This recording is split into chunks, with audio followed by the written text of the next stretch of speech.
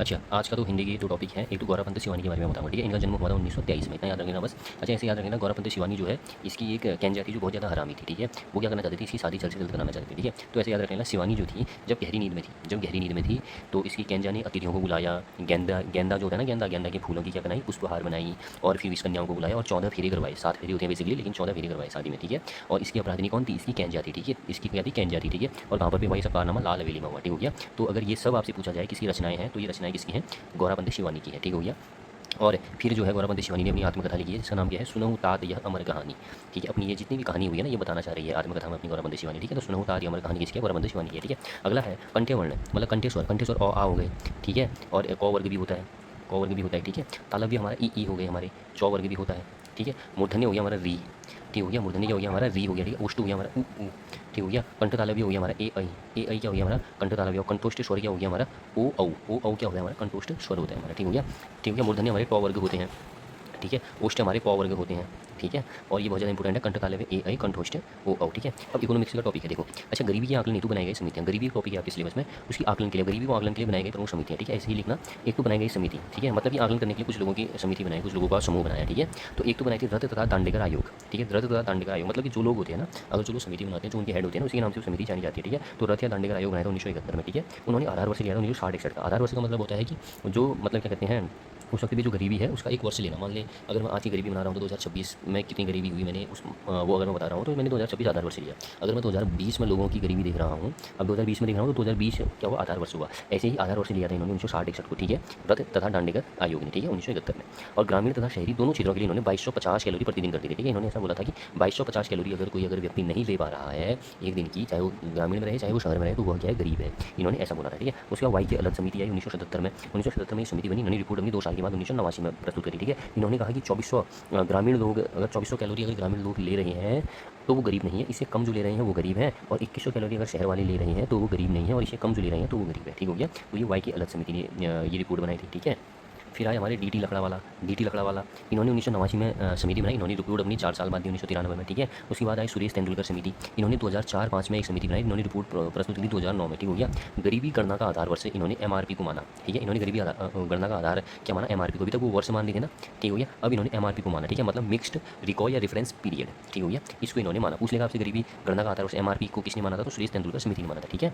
और इसमें इन्होंने कहा था कि ग्रामीण क्षेत्रों में प्रतिदिन 27.20 रुपया कोई रुपया कमा रहा है तो वह गरीब नहीं है, और प्रति माह अगर 816 रुपये कमा रहा है तो, ठीक है? और शहरी क्षेत्रों में बल प्रतिदिन 33.3 रुपये कमाओ जो कमा रहा है वो गरीब नहीं है, और प्रति माह की बात करें तो 1000 रुपया। इनका ये मानना है कि प्रति माह 816 रुपये जो नहीं कमा पा रहा है वो गरीब है, और शहर में जो 1000 रुपये नहीं कमा पा रहा है वो गरीब है, ठीक है? तो किसका था ये मानना? सुरेश तेंदुलकर का। अगला है रंगराजन समिति 2012 में बनी, और इन्होंने रिपोर्ट 2014 में प्रस्तुत करी, ठीक है? इसने गरीबी गणना का आधार क्या माना? एमएमआरपी माना, ठीक है? इसने एमआरपी माना था, मिक्स्ड रिकॉल रेफरेंस पीरियड माना था, इसने एमएमआरपी माना था, मतलब संशोधित मिश्रित संदर्भ अवधि, ये माना था इन्होंने, ठीक हो गया? ये इन्होंने माना था, ठीक है? मतलब क्या होता है? मॉडिफाई मिक्स्ड रेफरेंस, या आप रिकॉल भी कह सकते हो, पीरियड, ठीक है? संशोधित मिश्रित संदर्भ अवधि, ठीक है? पूछ लेगा एमआरपी किसने माना था? आधार मतलब क्या था? आधार तो सुरेश तेंदुलकर ने माना था, ठीक है? एमएमआरपी किसने माना था? तो रंगराजन समिति ने माना था, ठीक हो गया? इसने पोषण मापन में कैलोरी के साथ साथ प्रोटीन और वसा को भी स्थान दिया, मतलब कि बोला जैसे अभी तक बोले थे ना कि जितना मतलब जिसको उतनी कैलोरी नहीं मिल रही है तो वो गरीब है, अब ये बोल रहे हैं कि भैया प्रोटीन और वसा भी जिसको नहीं मिल रही है वो भी गरीब है, ठीक है? उन्होंने उसका भी मानक बनाया इन्होंने, ठीक है? रंगराजन समिति ने। फिर एक सक्सेना समिति बनी 2009 में, इन्होंने क्या किया? ये ग्रामीण विकास मंत्रालय के द्वारा ये बनाया गया था। इसका उद्देश्य था कि ग्रामीण क्षेत्रों में बीपीएल जनगणना के संचालन के लिए कार्य प्रणाली की समीक्षा करना था। क्या था? बीपीएल जनगणना के संचालन के लिए कार्य प्रणाली की क्या करना? समीक्षा करना था, ठीक है? सक्सेना समिति का, ठीक हो गया? अगला है हाशिम समिति 2012, इसमें क्या था? केवल शहरी गरीबी की गणना करने के लिए वर्ष 2012 में किया गया, ठीक है? हाशिम समिति क्या था? 2012 में ये क्या था? सिर्फ केवल शहरी गरीब की गणना करना था, इसका 2012 में किया गया था, और यह शहरी क्षेत्रों में रहने वाली बीपीएल परिवारों का अध्ययन करेगी, ठीक है? तो हाशिम समिति शहर के बीपीएल लोगों को देख रही थी, और सक्सेना समिति ग्रामीण के बीपीएल लोगों को देख रही थी, ठीक है? सक्सेना समिति 2009 की है, हाशिम समिति 2012 की है, ठीक है?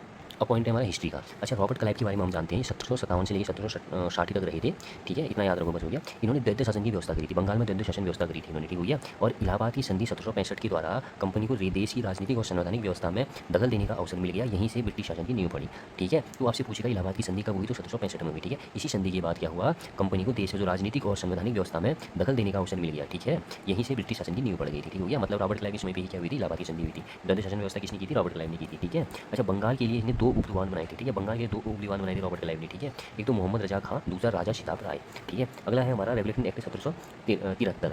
अब ये है बंगाल के गवर्नर को अब अंग्रेजी क्षेत्रों का गवर्नर जनरल कहा जाने लगा जब ये आया हमारा 1773 का, ठीक है। और भारत में कंपनी के अधीन प्रथम गवर्नर जनरल कौन बने? वारेन हेजिटेंस बने, ठीक है। और वारेन हेजिटेंस जो है राजकीय कोषागार को मुर्शिदाबाद से हटाकर कलकत्ता लेके आए, ये वारेन हेजिटेंस, ठीक है। और 1772 में इसने प्रत्येक जिले में एक फौजदारी एक दीवानी अदालत की स्थापना की। आपसे पूछेगा कि फौजदारी दीवानी अदालत की स्थापना किसने की थी? तो ये वारेन हेजिटेंस ने की थी, 1772 में की थी। अच्छा, अब है कार्नवालिस हमारे 1786 से 1793 तक रहे। अच्छा, जिले के समस्त अधिकार कलेक्टर के पास, आजकल जो डीएमईएम है ना, ये आजकल जो अधिकार मिले हैं, तो ये जिले के समस्त अधिकार कलेक्टर के पास कार्नवालिस की ही देन है, ठीक है। और 1793 में कार्नवालिस कोर्ट का निर्माण करवाया जो शक्तियों के पृथक्करण सिद्धांत पर आधारित था, ठीक है। 1793 में विनियम के द्वारा जिला कलेक्टर को उसकी न्यायिक शक्तियों से वंचित कर दिया गया और केवल संग्राहक अभिकर्ता बना दिया गया था, ठीक हो गया। 1793 में आप वाला पॉइंट नहीं भी लिखोगे तो चलेगा, ठीक है। आप सिर्फ इतना लिखना, जिले के समस्त अधिकार कलेक्टर के पास कार्नवालिस के समय पे हुए। और 1793 में लॉर्ड कार्नवालिस ने कोड का निर्माण करवाया जो शक्तियों के पृथक्करण सिद्धांत पर आधारित था। 1793 में कार्नवालिस कोड का निर्माण किसने कराया? कार्नवालिस ने कराया। कब कराया? 1793 में। कंपनी के कर्मचारी के व्यक्तिगत व्यापार पर प्रतिबंध किसने लगाया था? कार्नवालिस ने ही लगाया था, ठीक है। अच्छा, उसमें भी हमारा क्या था ना, 3 तरीके से ज़मीनी व्यवस्थाएं थी, मतलब कि टैक्स लेने की, ठीक है। एक तो जमींदारी व्यवस्था थी जो कि कार्नवालिस ने लगाया था, ठीक है। कार्नवालिस ने बनाई थी जमींदारी व्यवस्था, कार्नवालिस और जॉन सूर ने बनाई थी, ठीक है। ये भारत के 19% क्षेत्र पर लगाई गई थी, ठीक है। इसमें ये था 10/11 भाग कंपनी को देना होता था, ठीक है। और इसके पक्षधर कौन थे? जमींदार। इसका मतलब ये है 10/11 भाग। अगर आप 11 रुपये कमा रहे हो तो 10 रुपये टैक्स कहाँ दो भैया? अंग्रेजों को दो। 10 रुपये टैक्स अंग्रेजों को दो। ऐसी व्यवस्था भारत के 19% क्षेत्र पर भी थी और इसे जमींदारी व्यवस्था कहा जाता है। ये स्टार्ट किया था कार्नवालिस ने और जॉन सूर ने स्टार्ट किया था, ठीक है। इसमें क्या थे? पक्ष जमींदार। इसमें एक जमींदार हुआ करता था, मतलब कि गाँव को जो जमींदार बोलते थे ना, अब वो लोग वो टैक्स लेता था और वो टैक्स लेकर के लोगों से इनको देता था। और जो कितना होता था, 11 रुपये कमा रहे हैं तो 10 रुपये देना पड़ता था, लगा लो 1 ही रुपये से अब तुम अपना काम चलाओ बोलते थे, लगा लो कितना टैक्स वसूला जाता था इस व्यवस्था के तहत। फिर उसके बाद रैयतवाड़ी व्यवस्था। अच्छा, रैयतवाड़ी व्यवस्था थोड़ा अच्छा थी, 51% भारत पर थी, ठीक है। ये जो है 1792 में बारामंडल जिले में पहली बार स्टार्ट की थी कर्नल रीड के द्वारा, ठीक है। कर्नल रीड के द्वारा की गई थी और 1820 में तो मद्रास में लागू कर दी गई थी, ठीक हो गया, सुचारू रूप से, ठीक है। और ये जो है हमारी कब की गई थी? 1792 में बारामंडल जिले में पहली बार की गई थी रैयतवाड़ी व्यवस्था और कर्नल रीड के द्वारा, और 1820 में मद्रास में लागू कर दी गई थी, ठीक हो गया, ठीक है। और सुचारू रूप से चलाने के लिए मुनरो को नियुक्त किया गया था मद्रास का गवर्नर, ठीक है, सुचारू रूप से चलाने के लिए। इसमें क्या होता था, जैसे मैंने भी बताया, जमींदारी व्यवस्था में क्या करता था, एक जमींदार होता था, वो जमींदार क्या करता था? टैक्स लेता था और किसानों से, ठीक है, और फिर इनको देता था और बहुत ज़्यादा क्या करता था? दबाव डालता था, ठीक हो गया। और ऐसा ही रैयतवाड़ी में था। अब रैयतवाड़ी में ऐसा नहीं था। रैयतवाड़ी में क्या करता था, इसमें जो किसान होता ना, किसान खुद जाकर के क्या करता था? कंपनी को पैसा देता था, ठीक है। अब तो किसानों को कहीं ना कहीं ये ठीक लगा क्योंकि जमींदार से के बोझ से ये लोग बच जाते थे, ठीक है, तो खुद ही देते थे, इसलिए रैयतवाड़ी व्यवस्था ज़्यादातर थी भारत में, 51% थी, ठीक है। अब है हमारी महालवाड़ी। महालवाड़ी क्या होता था? गाँव जमींदारों के मुखिया या लंबरदारों को राजस्व वसूली का आधार बनाया गया, ठीक है। इसमें तो गाँव के मुखिया होते थे, जो लंबरदार होते थे, वो राजस्व वसूली करते थे, वो टैक्स लेते थे, ठीक है। 1822 में यह व्यवस्था प्रारंभ की गई थी, ठीक हो गया। और इसी व्यवस्था में पहली बार लगान तय करने के लिए मानचित्रों तथा पंजियों का प्रयोग किया गया। जन्मदाता इसके हॉल्ट मैकेंजी थे और 1833 में मार्टिन बर्ड द्वारा जेम्स टॉमसन के बंदोबस्त में यह अपने अच्छे रूप में आई थी, ठीक है। किसके समय पे अच्छे रूप में आई थी? जेम्स टॉमसन के बंदोबस्त में, ठीक हो गया। पहले ये 2/3 था और फिर अब कितना हो गया? 1/2 कर दिया गया है, ठीक है। पहले 3 रुपये कमा रहे हो तो 2 रुपये देने पड़ते थे, फिर अब क्या था? 2 रुपये कमा रहे हो तो 1 रुपये देना पड़ता है, सिर्फ 50% देना पड़ता है, ठीक है। तो पूछेगा आपसे जमींदारी के हेड कौन थे? कार्नवालिस थे और जॉन सूर थे, ठीक है। रैयतवाड़ी के हेड कौन थे? रीड टॉमस मुनरो, ठीक है। महालवाड़ी की हॉल्ट मैकेंजी। पूछ लेगा जमींदारी जो व्यवस्था थी किसने स्थापित की? तो कार्नवालिस ने की थी और जॉन सूर ने। रैयतवाड़ी रीड टॉमस मुनरो, ठीक है। महालवाड़ी हॉल्ट मैकेंजी ने, ठीक है।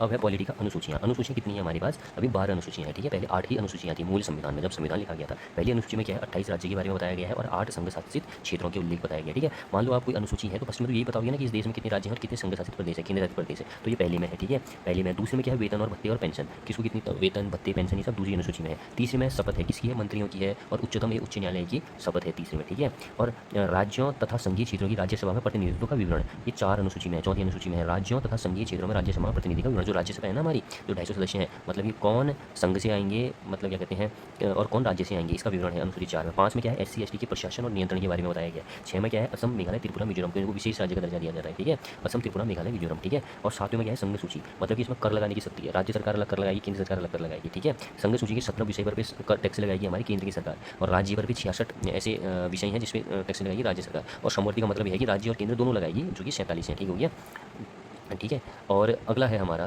जैसे केंद्र सरकार टैक्स लगाती है डाक और तार, इन चीज़ों में लगाती है, ठीक है। और राज्य क्या लगाती है? जन स्वास्थ्य में लगाती है और शिक्षा और क्या कहते हैं इस चीज़ में, ठीक है। और दीवानी, फौजदारी, बिजली, इस चीज़ में समवर्ती सूची, मतलब ये दोनों राज्य सरकार और केंद्र सरकार दोनों लगाती है, ठीक है। शिक्षा में, दीवानी में, फौजदारी में, बिजली में, ठीक है। अगली हमारी 8वीं अनुसूची, इसमें 22 भाषाओं का उल्लेख है। पहले 14 ही भाषाएं थी, ठीक है। फिर उसके बाद 21वां संविधान संशोधन 1967 में तो हिंदी भाषा जुड़ी। फिर 71वां संविधान संशोधन 1992 में तो नेपाली, मणिपुरी, कोंकणी भाषा जुड़ी। फिर 92वां संविधान संशोधन हुआ जिसमें मैथिली, संथाली, डोगरी, बोडो भाषा जुड़ी, ठीक है।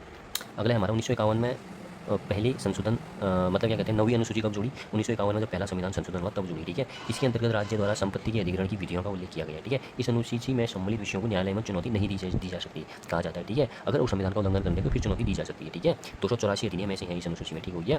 और 11 जनवरी 2007 के संविधान पीठ में के एक निर्णय द्वारा यह स्थापित किया गया। पहले तो ये कहते थे कि भाई संविधान मतलब न्यायालय में आप चुनौती नहीं दोगे, मतलब न्यायालय में नहीं जाओगे तुम कि भाई मतलब क्या कहते हैं, अगर इस अनुसूची में अगर कोई भी विषय डाल दिया, कोई भी बात अगर इस विषय में लिख दी गई है तो उसको चुनौती नहीं दे सकते हो आप न्यायालय में कि ये गलत है करके, ठीक है। तो 11 जनवरी 2007 में ये कहा गया कि इस आधार पर भी आप चुनौती दे सकते हो कि अगर वह मौलिक अधिकार का उल्लंघन करता है, और सुप्रीम कोर्ट उस चीज़ की क्या कर सकता है, समीक्षा कर सकता है। पहले क्या करते थे, हर लोग 9वीं अनुसूची में डाल देते थे अपने विषय, ठीक है। विषय का मतलब ये है कि कुछ भी, जैसे भूमि संबंधी विषय है कुछ भी, अब तुम न्यायालय में भी नहीं जा सकते हो अपना हक मांगने के लिए, ठीक है। लेकिन सुप्रीम कोर्ट ने ये कहा 11 जनवरी 2007 को कि अगर तुम्हारी मौलिक अधिकार का हनन हो रहा है, तुम्हारे लिए गलत हो रहा है, तो तुम चुनौती दे सकते हो, ठीक है। फिर है 10वीं अनुसूची में 52वां संविधान संशोधन के तहत ये 10वीं अनुसूची जोड़ी गई। ये 1985 में दल बदल के लिए कानून बनाया गया, ठीक है। मतलब दल बदल पहले क्या करते थे, कोई भी जैसे क्या कहते हैं नेता कोई भी होगा, जैसे बीजेपी होगा, अगर कांग्रेस जीती है तो कांग्रेस में चले जाएगा, कांग्रेस हार रही है तो बीजेपी में चले जाएगा, ऐसे यहाँ वहाँ चले जाते थे। 52वां संविधान संशोधन हुआ, 10वीं अनुसूची जोड़ी, उसमें कहा गया कि दल बदल का कानून बनाया 1985 में, ठीक है। कि भैया जब भी तुम अब किसी भी पार्टी में नहीं जा सकते हो, जिस पार्टी में हो वहीं जा सकते हो, लेकिन एक मानक होता है, अगर वो मानक आप पूरा करते हो तो आप जा सकते हो, ठीक है।